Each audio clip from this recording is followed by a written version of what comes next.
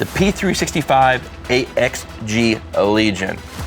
This is a fancy macro with the metal frame, G10 grips, Legion package, a 17-round magazine. Is this the best EDC gun on the market?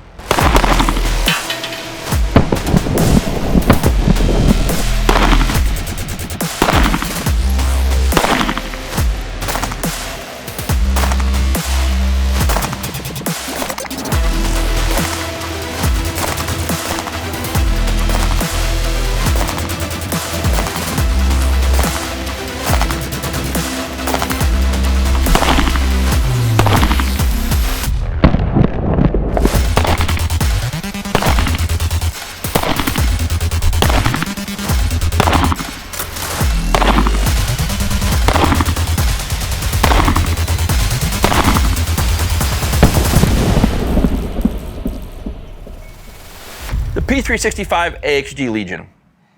I did say it might be the best EDC gun on the market. After watching this video, you'll have to decide that for yourself, but I'm pretty in love with this pistol. Full disclosure, I did reach out to SIG after the launch of the AXG Legion. They've been great supporters of the channel. I asked them to get an AXG for the channel. They said absolutely, and this one came up during my time at SHOT Show. It arrived here at the shop. They did send this sample with the new Romeo X Compact, as well as the new SIG Foxtrot 2, which we'll discuss briefly on both those items.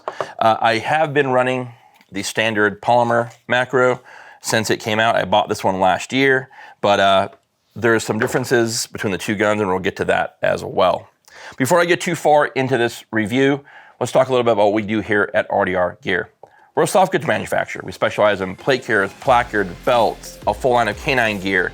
Everything's on our website at rdrgear.com, as well as our Safariland holster mods, holster wraps, and holster accessories that enhance the performance of your Safariland duty holster. Again, all of which you can find on our website at rdrgear.com. Let's talk about this gun here. If you did not know, this is the all-metal version of the P365X Macro.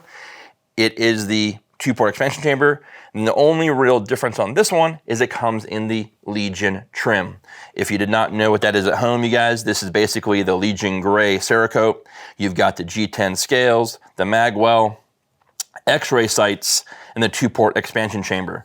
And you might be asking, how is that different than the other gun? Honestly, it's not. There is one feature of this pistol that I will tell you guys really does make this pistol something different than the 365 Macro, and I'll discuss that with you guys here shortly. Let's talk about the frame. This frame is slightly wider than the polymer version, and that is due to the G10 grips, and of course, this bigger magwell. You guys are some folks are gonna have a toss-up on the magwell, saying it's not needed or it prints. I'm not going down the rabbit hole of printing because I personally don't believe people are checking you out during the day, and most people who do have the skill to identify you as carrying a gun, you're probably letting them know you're carrying a gun by something else, meaning a logoed shirt, a hat, some other indicator of you being armed than them trying to identify a bulge under your shirt. So the magwell is actually something I enjoy on the gun. I do really think the G10 grips are very well done. The undercut, the super deep undercut here on the frame is very nicely done as well. Beaver tail, there's a slight little patch of checkering up front here, as well on the back, and it just fills the hand very nicely.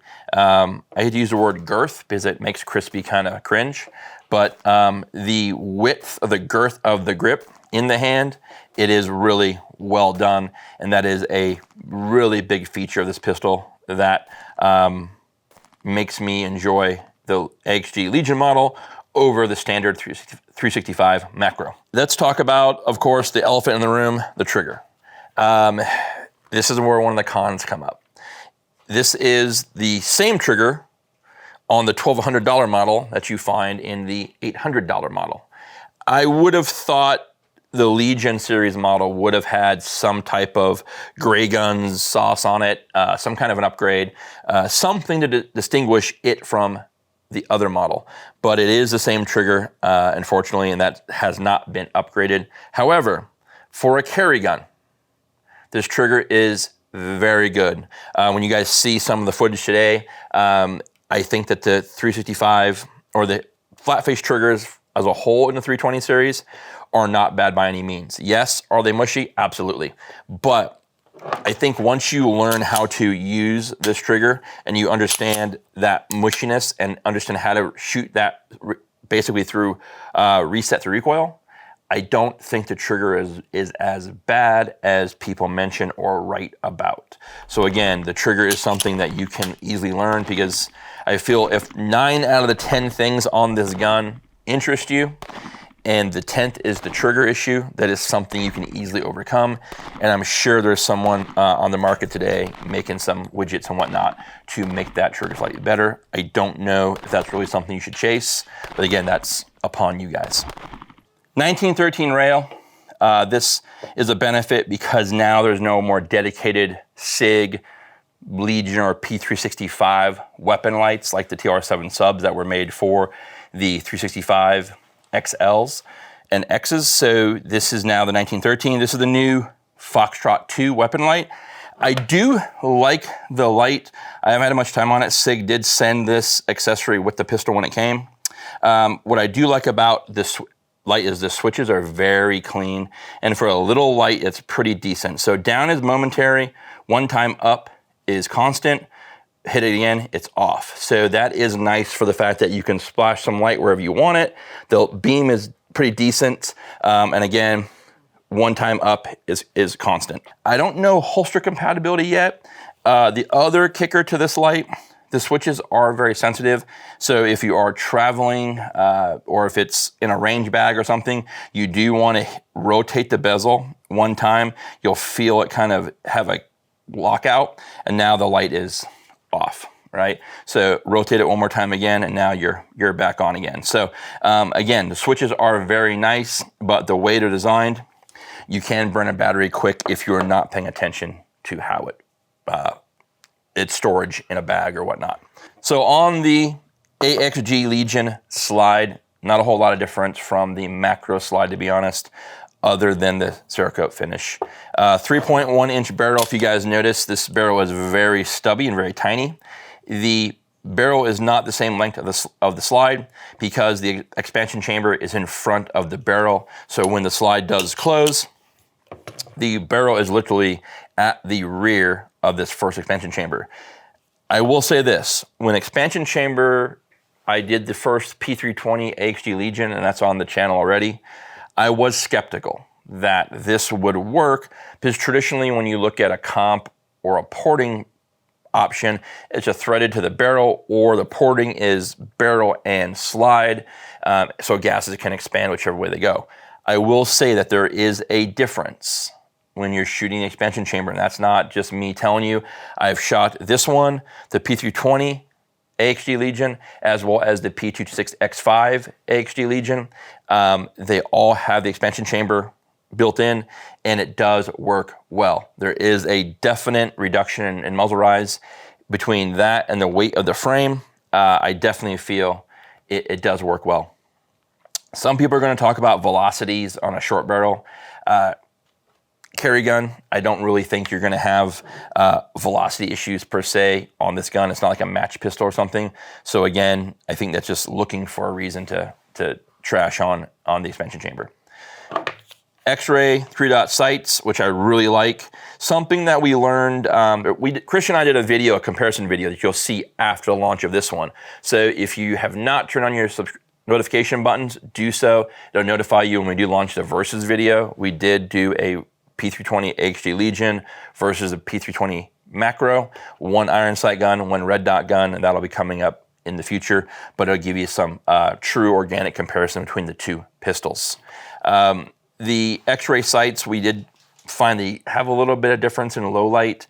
Even though it is a night sight, it's more just green than it is night sight, so that's something to consider as well. The new Romeo X Pro, I really, really like. This footprint on this red dot is phenomenal. Super, super slick, side load battery, multiple reticles. You can choose what you want. There is a rear sight built into the base of the dot. And then you have your standard iron sights in the rear. So backups for your backups if you choose to have them. But at the end of the day, this dot does cap off the pistol very nicely. It is very, very aesthetically pleasing to the eye. And I think they did a great job there. Availability on the AXG Legion. I do not know, to be honest. I did check a couple of dealers. I didn't find any in stock. I reached out to SIG last, I want to say, late October. And the gun showed up during SHOT Show. So I did have to wait, but again, they were nice enough to help me with the channel here. But retail and stores, I think you're going to see these around $1,200, minus optic and light and whatnot. They do come with 3 magazines with the enhanced base pad on the bottom. One thing today, these, I think I threw my back out trying to load the 17th round. It is tight in there. I also noticed that with putting the 17th round magazine in there, having the slide forward, there was a bit of a drag trying to get over that first round. Now the gun is fairly new. I've had a few hundred rounds on it, but not a ton. So that could be something I need to keep an eye out in the future.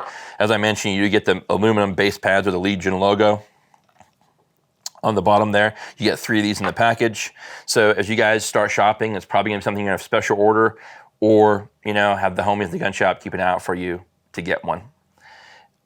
Final thoughts overall, as you see right here, if you were to buy this at your local gun shop, you're probably around $1,600. That's a lot of money for what you're getting here, right? And there's going to be people, oh, $1,600, I'll save my money and get a Staccato, or I'll get, whatever, XYZ. You have to understand who this price point of gun is being driven to. Say you got the polymer version, $800, right? You're saving $400 compared to this one. And say you upgrade the frame to an aftermarket frame manufacturer, say Mischief Machine. That's probably going to be around or Icarus, for example. That's probably around $400. So right now we're at the back to the base gun of $1,200. You still haven't put a red dot on the gun, so you got another $400. So no matter how you really cut it, you're probably going to end up being in that $1,600 price point, whether you buy the Legion model or you build out the macro polymer version. Either way, you're going to be into the pistol money.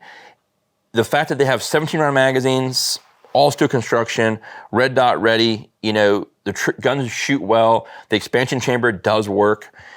There's a market for this customer. It's all going to depend on the person buying it, right?